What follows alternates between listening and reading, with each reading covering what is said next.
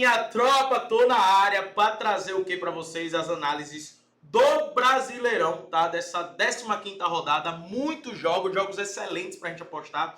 Então lembrando que eu vou trazer uma análise completa para vocês e além de trazer a análise completa, eu ainda vou deixar algumas apostas, né, que eu fiz, beleza? E eu vou compartilhar aqui com vocês. Então já se inscreve no canal, já curte esse vídeo, já coloca aqui quais serão as suas apostas para esse Brasileirão, para essa rodada, para esse final de semana, tá? E lembrando que faltam poucos dias para a nossa Revolução do Apostador, tá? Na Revolução do Apostador eu vou poder te ensinar todas as minhas estratégias, tá? Ensinar você a como gerir a sua banca, mesmo você tendo uma banca baixa. Você sabia que é possível lucrar bastante com a banca baixa e até mesmo com odds baixas? Provavelmente não, né? Provavelmente o que está na sua cabeça é: eu tenho uma banca baixa, então eu tenho que fazer um bingo, né? Tenho que fazer uma múltipla gigante para poder ganhar dinheiro, para poder lucrar. Mas isso é a pior forma. Pelo contrário, isso só vai fazer você perder dinheiro, tá? E o que eu vou te ensinar na Revolução do Apostador é para você ganhar dinheiro, beleza? Mesmo com a banca baixa, utilizando odds baixas, né? Mas trazendo ali uma segurança maior para o seu bilhete. Então, se você não está inscrito na Revolução do Apostador, você primeiramente é um maluco, né?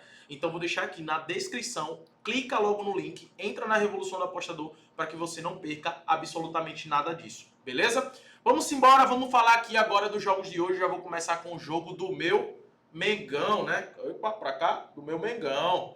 Hoje tem Flamengo e Cuiabá em campo, né? E o Flamengo vem surpreendendo a todos, né? É absurdo mesmo o que o Flamengo tá fazendo, tá? Porque o Flamengo tá com muitos desfalques, velho. No último jogo agora, contra o Atlético Mineiro, na casa do Atlético Mineiro, os únicos titulares, de fato, do time do Flamengo eram o goleiro Rossi, Fabrício Bruno e Gerson. Todos os outros jogadores do time reserva, sabe?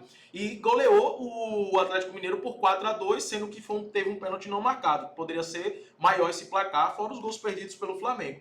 Então, assim, de fato, velho, o Flamengo vem numa fase absurda. O Flamengo vem surpreendendo a todos. O Flamengo é o líder do campeonato, né? Aqui com 14 jogos, tem 30 pontos. 3 pontos à frente do Palmeiras, do Botafogo e do Bahia, que também vai fazendo aí um campeonato belíssimo, né? Essas três equipes. E o Flamengo vai enfrentar o Cuiabá, que está com 13 pontos. Né? O Cuiabá que tem 15 gols marcados e 19 gols feitos. Lembrando que esses gols marcados pela equipe do Cuiabá, muitos foram por conta daquela goleada, né? Das goleadas que o Cuiabá fez, né? Como, por exemplo, o 5-0 contra o Fortaleza e o 5-2 contra a equipe do Criciúma. Então, só 10 gols foram em 2 partidas, né, dessa equipe do Cuiabá. Que tem um bom ataque, mas não é esse ataque forte todo, né, comandado pelo Pita ali, beleza? E eu vejo o Flamengo defensivamente muito sólido mesmo. E dentro do Maracanã, e eu estive no jogo contra o Cruzeiro agora no Maracanã, a torcida vem fazendo um apoio absurdo para a equipe do Flamengo, tá, galera? Um absurdo mesmo.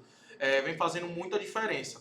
O Flamengo dentro de casa no Campeonato Brasileiro, só pra gente ter uma noção aqui, ó, ele venceu 83% dos jogos, marcou também em 83%, marcou primeiro, tá? E não sofreu gols em 17% dos jogos. Ou seja, o Flamengo quando joga dentro de casa, na maioria das vezes, marca gols, tá? Na maioria das vezes marca os gols.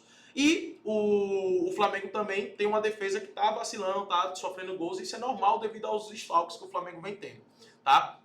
Galera, para esse jogo eu gosto de estar a favor da vitória do Flamengo. Acredito que o Flamengo vence esse jogo. Outro mercado que para mim dá para utilizar o handicap -1, tá? Onde se o Flamengo ganhar por um gol de diferença, a aposta é devolvida. Se ganhar com 2 gols, a aposta é vencedora. Tá pagando até bem 1,60. Vale a pena também estar de olho nesse mercado aqui a favor do Flamengo, visto que o Cuiabá é uma equipe mais frágil, ok? Partindo para outro confronto, é o confronto entre São Paulo e a equipe do Bragantino. Duas equipes muito bem, tá? Duas equipes realmente muito fortes. O São Paulo deu uma melhorada nos últimos jogos, né? O São Paulo que vinha de resultados ruins, tomou uma goleada, sofreu uma goleada para a equipe do Vasco, tinha perdido para o Cuiabá dentro de casa, mas retomou o caminho das vitórias, venceu o Criciúma, venceu o Bahia, uma grande vitória aqui contra o Bahia, e venceu o Atlético Paranaense fora de casa. Absurda essa vitória do São Paulo contra o Atlético Paranaense fora de casa, tá? É uma grande vitória de fato. E agora vai ter um caminho com 3 pedreiras pela frente, né? Que é o Bragantino, o Atlético Mineiro e o Grêmio, tá? O São Paulo dentro de casa precisa pontuar, mas vai enfrentar uma equipe muito chata. O Bragantino também vem de um bom resultado contra o Atlético Goianiense. E algo que eu gosto muito dos jogos do Bragantino é que são jogos geralmente com gols, né? A gente tem um 3-1, 1-1, 2-1, 2-1, 2-1, 2-1, 2-1, 2-0, 1-1, 3-0. Ou seja, jogos do Bragantino geralmente são jogos com gols, tá? Porém, se a gente for olhar o retrospecto entre eles recente, tem jogos com poucos gols, tem jogos com muitos gols. Por isso que eu gosto de olhar para esse cenário do over 1,5, eu gosto muito de olhar esse cenário, tá? Porque o Bragantino é uma equipe que dificilmente passa em branco, sem marcar, mas é uma equipe que também sofre muitos gols. Porém, o São Paulo defensivamente é muito forte. Por que eu gosto de olhar para o cenário de gols? Justamente por conta da fragilidade do Bragantino, tá?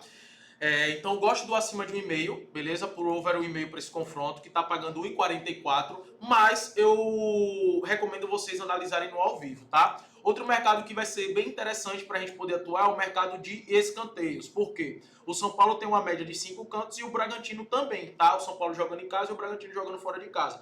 Então, geralmente, os jogos do Bragantino são jogos recheados de escanteios. Então, eu gosto de estar de olho nesse mercado. São os dois mercados que eu estarei de olho. Escanteio e também o mercado de gols. Porém, somente no ao vivo. Eu não fiz nada no pré-jogo, beleza? Lembrando que vou partir para o domingo agora, para os jogos do domingo. Mas, cara, se inscreve logo nessa revolução, que na revolução eu vou poder te ajudar a fazer análises detalhadas como eu estou fazendo aqui, tá? E também a tomar a melhor decisão. Pô, é melhor atuar no ao vivo ou é melhor atuar no pré-jogo aqui nesse confronto? Tudo isso eu vou te explicar na Revolução, por isso que é interessante que você esteja lá, ok? Partindo para o jogo aqui do Juventude contra o Grêmio, galera, o Juventude dentro de casa é uma das melhores equipes, é uma das equipes que eu mais gosto de apostar, tá? Dentro de casa o Juventude marcou gols em todos os confrontos. E a equipe do Grêmio, eles sofrem muitos gols, tá? É só a gente dar uma olhada aqui nos últimos jogos do Grêmio, ó. Sofreu gol contra o Palmeiras, aí não sofreu gol contra o Fluminense, ganhou por 1-0, né? Aí sofreu gol contra o Atlético Goianiense, sofreu gol contra o Internacional, sofreu gol contra o Fortaleza, sofreu gol contra o Botafogo, sofreu gol contra o Flamengo, né? Então, assim, no Campeonato Brasileiro, a equipe do Grêmio é uma equipe que defensivamente está muito frágil, tá? Essa cotação aqui, inclusive, tá muito boa a favor do Juventude, porque é uma equipe que sempre marca gols jogando dentro de casa, sempre marca gols. Então eu gosto aqui para esse confronto da opção para o Juventude marcar pelo menos um gol, tá? Visto que a defesa do Grêmio é uma defesa muito frágil. Lembrando que aqui é um clássico gaúcho, né? Um clássico gaúcho, então se você levar para o ao vivo aí fica melhor para você consolidar aquela análise pré-jogo. Mas para o Juventude marcar pelo menos um gol é uma boa opção, tá? Fortaleza e a equipe do Fluminense também é um jogo que eu vou estar levando para o ao vivo, beleza? Porque o Fluminense está com um novo comando técnico, então a gente precisa observar um pouco mais, precisa entender um pouco mais desse Fluminense, mas o Fortaleza dentro de casa é um time muito forte, tá? Eu não acredito que o Fortaleza perca o jogo dentro de casa, mas se empatar o jogo também para mim não é nenhuma surpresa, tá? Porque dentro de casa a equipe do Fortaleza é muito forte mesmo. E a equipe do Fortaleza dentro de casa marcou em todos os jogos. Todos os jogos a equipe do Fortaleza, nesse Brasileirão, dentro de casa, marcou gols. Então também gosto de olhar para o cenário do Fortaleza marcar pelo menos um gol aqui nesse confronto contra a equipe do Fluminense, tá? Cruzeiro contra o Corinthians é um jogo que eu gosto de estar de olho no mercado de escanteios, tá? Porque ambos os times têm uma média muito alta de escanteios e cede muitos escanteios. Então, por exemplo, o Cruzeiro dentro de casa tem uma média de 7 escanteios por jogo, o Corinthians tem uma média de 4 escanteios por jogo. Isso jogando fora de casa, tá? Mas dependendo se o Cruzeiro sair na frente, que é a tendência que isso aconteça, pode ser que o Corinthians tenha mais de escanteios. Então, mas eu gosto aqui para basicamente trabalhar para o Cruzeiro marcar pelo menos 3 cantos e o Corinthians também, tá? Eu gosto muito desse cenário de escanteios para esse confronto e prefiro atuar nesse cenário do que atuar no mercado de resultado ou no mercado de gols, tá? O Corinthians não é uma equipe confiável nesse momento, tá? Uma equipe que, contra o Vitória mesmo,